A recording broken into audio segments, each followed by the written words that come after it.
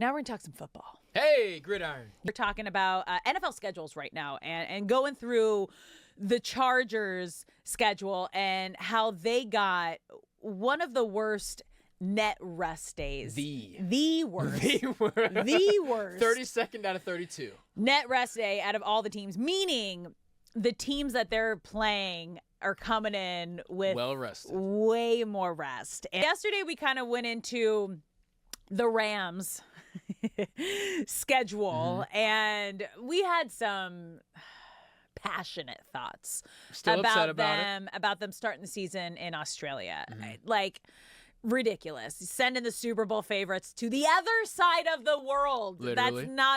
That's not an exaggeration. They are going to the other side of the world. Preseason routine out the window. Like, everything you just worked on in preseason, gone. Because that's kind of the point of preseason, is to get yourself to a place where you are ready. Your body and everything is ready to start the season. And now you're going to Australia, and it's just like, boop, okay, starting at Toss zero. all that out. So that was kind of the hit that the Rams took when we got the schedule. But when we look at the Chargers, okay, like face value, you're like, okay, maybe not that bad. But when you really dive into the Chargers schedule, it's not necessarily about who they're facing, but how well rested the teams they are facing are going to be. Because this is a whole other level, a whole other stat we need to look at, is when you're going up against a team, they might have had a little more rest than you. And where do the Chargers set and really sit in that front, Brock? So the stat is called net rest days. Yeah. Shout out to Warren Sharp. Give him a follow. If you've somehow have been under a rock and haven't heard of him, he's always breaking down the stuff that you didn't think to break down. And credit Shay for summing up net rest days in the simplest way possible. It is the scoreboard for recovery time. Typically, if Team Brock plays Team Alex at 1 p.m. Eastern on Sunday, which is the most popular time to kick off a game, we have the same amount of rest if the previous week we both kicked off at 1 p.m. because our games ended around the same time, and that's the same amount of rest. Where it gets tricky is when teams play Thursday night. When teams play Monday night, even if a team plays Sunday night, Wednesday, we have Wednesday now. I'm sure Tuesday will be around the corner soon. That's when it starts getting tricky with, okay, we're coming off a Sunday night game and they're coming off of a 1 p.m. kickoff. A couple hours, no one's going to have many grievances there. But why the Chargers have every right to have a grievance is they rank 32nd. That is last in the NFL for opponent net rest days, meaning collectively their 17 scheduled opponents have 24 extra days of rest than the Chargers do. The Chargers play 4 teams that are coming off of bye weeks, meaning the Chiefs get 2 weeks to prepare for them. The Texans get 2 weeks to prepare for them. The Patriots get 2 weeks to prepare for them. Those are 3 expected playoff teams. And even the Raiders, who may not have playoff expectations, but that's still a rivalry through and through. The Chargers got hosed, and I'm trying to figure out what happened to Roger Goodell the last time he was in Los Angeles. He's trying to send a message. He took a shot at both the Rams and the Chargers. On? I know that they're like I know with the Rams, I'm just gonna say it's a money thing. Sure. You're sending one of the I don't know, flashy products to Australia. Every game will be must-see TV. Super Bowl faves. And then they kind of he threw him like a peace offering, giving him the first ever Thanksgiving Eve game, which is on a Wednesday, which means their bye week is the week before that. So they get a late bye. Then they have the Wednesday game, which is going to be the Thanksgiving Eve game. Brilliant.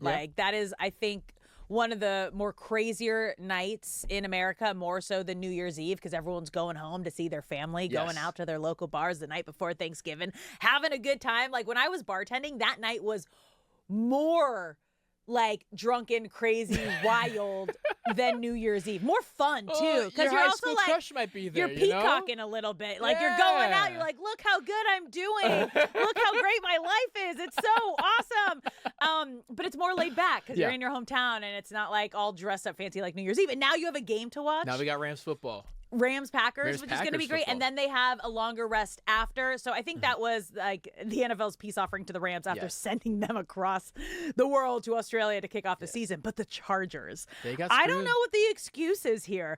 This is going to be tough. And it's crazy because I didn't think about this stat before we brought it up yesterday because I'm usually thinking of how much rest do they have between your own games. But when you're looking at your opponents, if they're coming in more well-rested, this is one of the sports where it really matters. Like baseball, it kind of has the opposite effect because you need your timing to be on.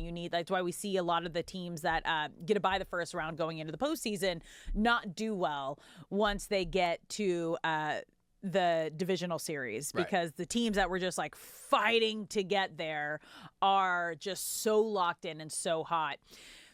Football is a little different. You're listening to Brock and Alex on 97.1 The Fan. Make sure you're following us on all socials at The Fan LA. We're talking about NFL schedules right now and going through the Chargers schedule and how they got one of the worst net rest days. The worst. The worst. 32nd out of 32. Net rest day out of all the teams, meaning the teams that they're playing are coming in with way more rest. And that's, why it's even that's tough. Scarier is because of the type of football that Jim Harbaugh wants to play.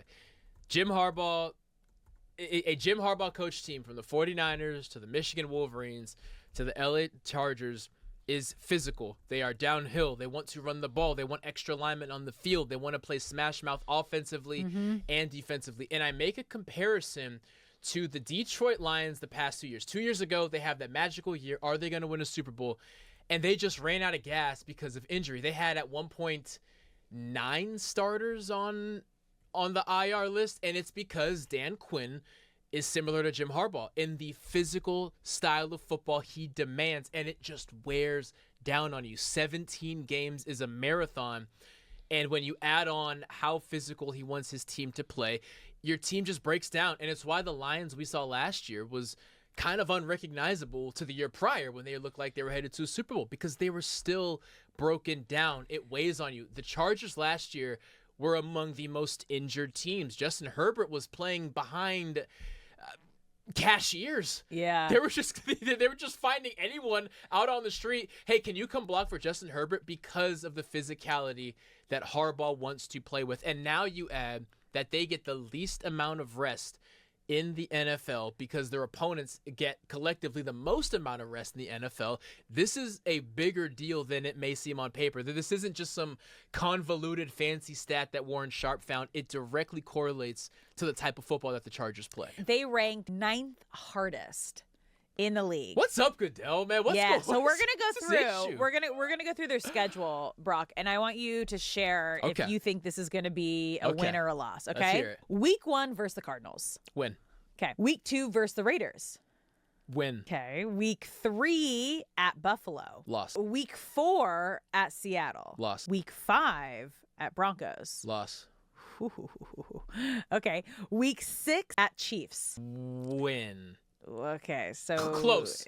This like is an overtime win. This is a tough start to the season, and then they have an early bye week in Week 7. To go along with the physical aspect of things, you want the latest bye week. But you know what? Just going through like how they start the season right there. Yes. Facing Buffalo, Seahawks, Broncos, There's got to be a stretch in there somewhere, right? That you know what? Breaks? That actually might be a good time to have a bye week, facing Bills, Seahawks, Broncos, Chiefs. Okay, and then they come back, and you know what? They're gonna need that bye week because then they come back Week 8 at Rams. I mean, it's loss home game ish for both. The Texans, Loss. At Ravens. Charger fans are going to be coming after This is you, insane. bro. Charger fans are going to, I'm like, I could see you almost wanting to, like, give them another L. Give them a win because Jim Harbaugh's brother John is no longer there, and he's going to do it for John. Week 11 versus Jets. Win. There we go. Yeah. Week 12 versus Patriots. Win. Okay, just remember they were in the Super Bowl last year. Letting you know now, it's tough, but I mean there is a lot of drama going on. The Patriots fall off this year will be catastrophic. Okay, you think that there's going to be a There's Super Bowl much. slump. Yeah.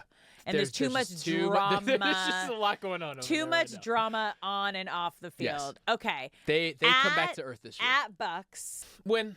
At Raiders. Win. Versus 49ers. Loss. Okay, at Miami. Win. Versus Chiefs. Loss because they won the first time, so they'll split. Okay, at Denver. Win because they'll split. Okay, so you're giving them 7 losses. They can make the playoffs with 7 losses. Little 10-7. Okay. All right.